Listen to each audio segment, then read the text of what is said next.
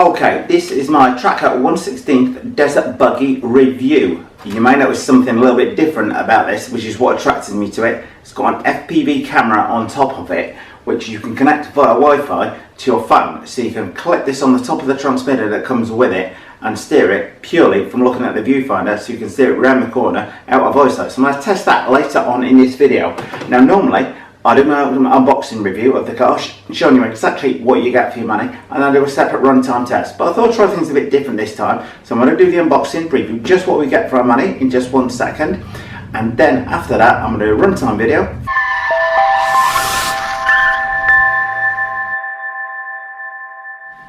So without more ado, let's see what we've got in here. And the one thing I would say, it's got a 2.4 GHz radio with it, which is always a good sign, as that means nothing going to interfere with it. Okay. So we've got our camera box on that side. Now I believe this comes with all the mounts, both for the camera and for mounting it to mounting your phone to your display. We've got a little empty box there. Our instruction manual. It's going to be fairly key that I actually read through that, because there's a little bit of self-assembly, I believe, involved in this one. And what have we got in here? We've got our 2.4 GHz transmitter. Fairly lightweight, but still nice sturdy feel to it. It doesn't feel too plasticky.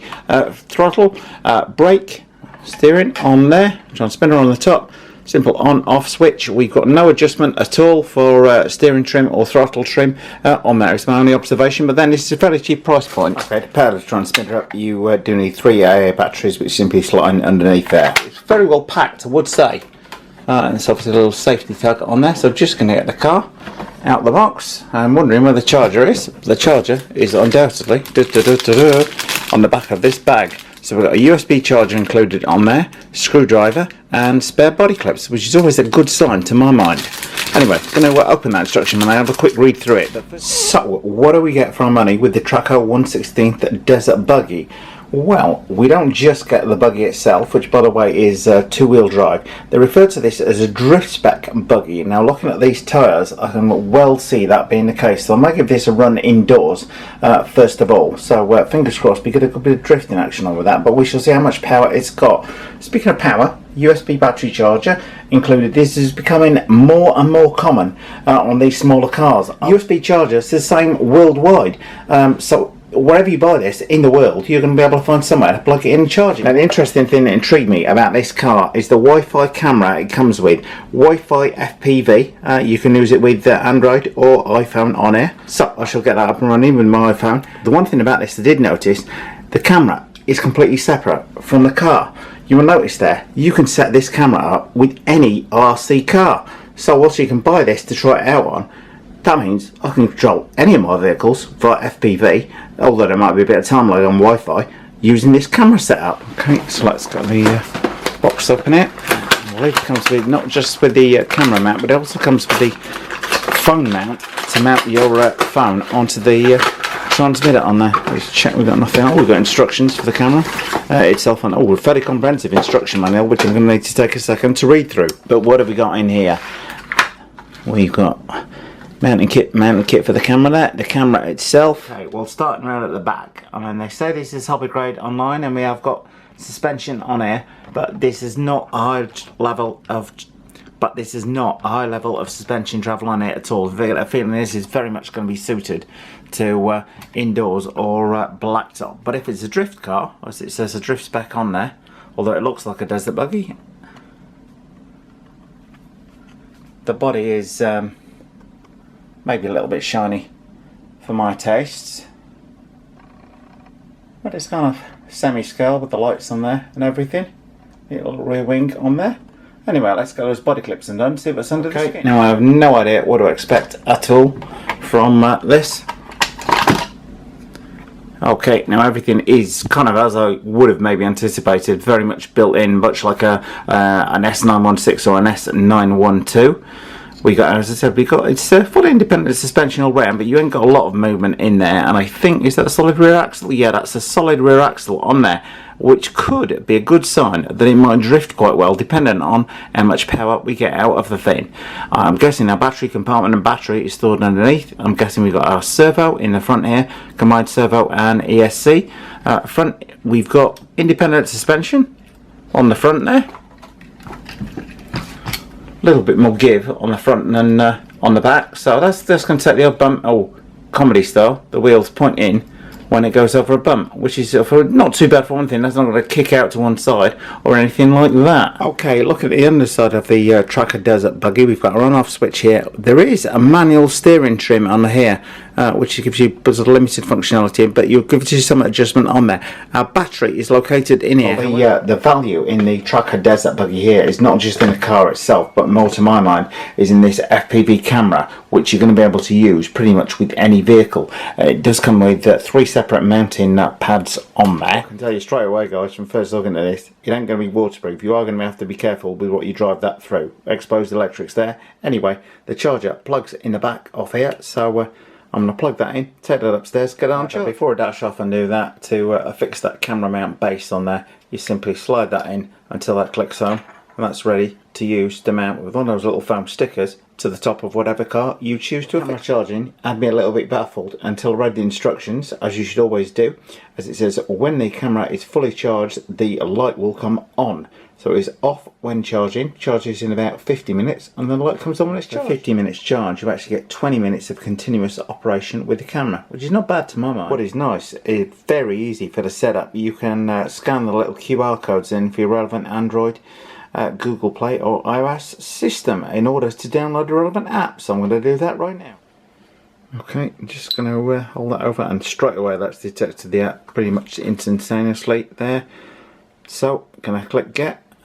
And it's going to start downloading. How easy is that? So downloading the app to your phone, they've made that pretty much idiot proof. Very, very impressed with that. While the camera and the battery are charging up, looking at the camera mount here, it gives you 2 options. One is which you use screws to drill some pilot holes through the top here, so you can affix the mount to it so it's not going to go anywhere in the event of a tumble, or you can use these double-sided tiki-take pads. So that's the one I want to use in the first place. Okay.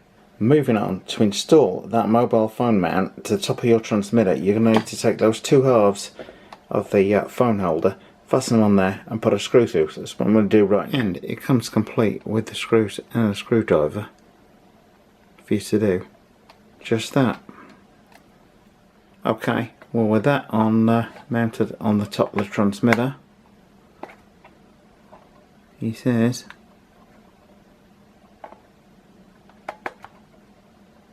with that mounted on the top of the transmitter there, you simply slide that on. Took a little bit of wiggling and jiggling on there until that clicks on in place, and that's locked on there. And now you can put your mobile phone across there. And with that on, you are ready to use and steer the car using the FPV monitor on the top there. Now you do need to bear in mind that conventionally you'd hold the transmitter like that, but the mounting clip on there requires you to hold it like that. Not too much of an issue. I could feel semi-natural driving that, but a little bit of something to bear in mind. Now whilst I'm keen to point out you can use the camera setup on pretty much any RC car, you're not going to be able to use that mount on any transmitter, but there are various options out there to enable you to fit a mobile phone to a lot of the transmitters out there on there. So if you search Amazon or eBay, you can be able to pick one up for your Traxxas transmitter as an example. Now about that transmitter mount, if I'd been paying attention, I would have read the instructions and noticed this little ring fits around there. For the reason will become apparent in just 1 second. The reason for that loop on there is it enables you to connect the lanyard. Therefore, if you drop the transmitter with your phone on board and it's round your neck, you ain't going to drop your phone on the floor. So everything is charging. So on that note, I'm going to call it a night and come back to this and put the whole lot back together and go and test it outside in the morning. Well, the first step in getting the FPV camera up and working, you download the app to your phone using these QR codes. So just scan it in and download it from your relevant site, be it Android or Apple on here. The next thing you need to do is turn the camera on, which is then going to create its own mini Wi-Fi network. So there's a little on-off switch on the back here, so I'm going to create that on the Wi-Fi network for the camera. Click on start.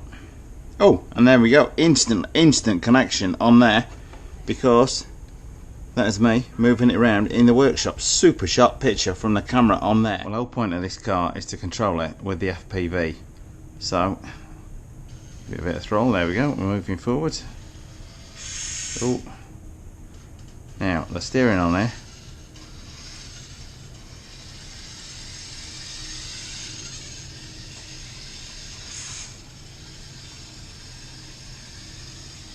Oh, now I do need to adjust that a little bit on the steering there, because got a bit, it's pulling to the left slightly, I can tell you that.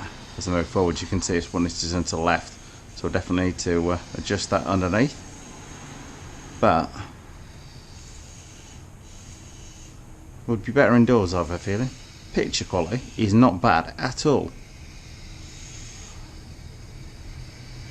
Range of about 50 meters it says. Annoyingly it won't track in a straight line, but I need to adjust the steering on there and bring it back in around the car.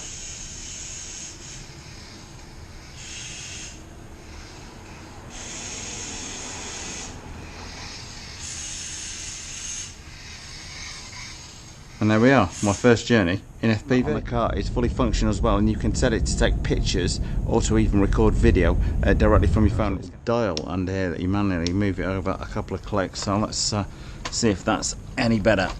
That's better, more of a straight line. Maybe a little bit too... Never worked with children or animals, I'm telling you. Very similar to the Dromedar car in the fact that it doesn't go outrightly that fast. So speaking of which, let's see how it does go. A little bit of while to the speed to build up on there. The controller is not bad. That's probably comparable with the Dromedar FPV car actually. On left, on right, on left, on right, etc. You can throw this thing at full throttle, much as you can with the Dromedar, and the car isn't going to come loose. So do notice though, from the picture there, oh, Richie boy, is the FPV camera has moved into the upright position, and that steering, that nose you can hear, the steering is very on or off. It's kind of proportional, but not in the way that we would know it.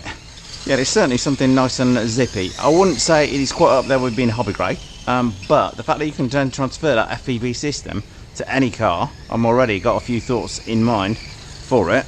Your kids would have fun with this because you can turn it at full throttle and it's not going to flip over. So very beginner friendly. First RC car maybe. So would I recommend getting this car? Well, it's not quite hobby grade as yet. A little bit of work by the manufacturer and it would get there. We have got sort of fully independent suspension at the front and a little bit of suspension at the rear, but this is mainly going to be suited for indoor use or running out on blacktop. The top speed of it, I would say, is comparable with the Dromedar Rally FPV car, yet this is probably about a third of the price that the Dromedar is. You can take the bodywork off so you can get access to all of the electrics. That battery compartment, I have removed the screw on there so that you can just unclip it and clip it. There's no danger of the battery falling out, so that's maybe something manufacturer could look at on there. One thing I do really like about it is this built-in phone holder assembly for the FPV on. That's ideal for your first time of FPV on a car without having to go to the expense of a headset on there. There's a little bit of latency on there, but there often is with these Wi-Fi based systems. Proper FPV system using different radio signal doesn't have that latency, so do be aware of that. So it's not instantaneous. The picture you're seeing is maybe half a second behind what the car is actually doing. Nonetheless, not bad at all for the money. There is a link to the car below the video if you want one of these. As I said, it's not quite hobby grade. With a little bit of work by the manufacturer, it could get there. The tyres do not seem too bad actually. I would suspect inside you may be able to flick the back end out and drift it around a little bit, which would be no bad thing to add to its fun value. Anyway, more fast stuff coming over the weekend as I've been busy in the garage repairing stuff with parts that have arrived today. So if you don't want to miss any of those upcoming videos, then please do subscribe. We hope you liked this video. If you did, please click on the circle image to subscribe. Thanks for watching. It helps if you want to turn on the notification button next to the subscribe button.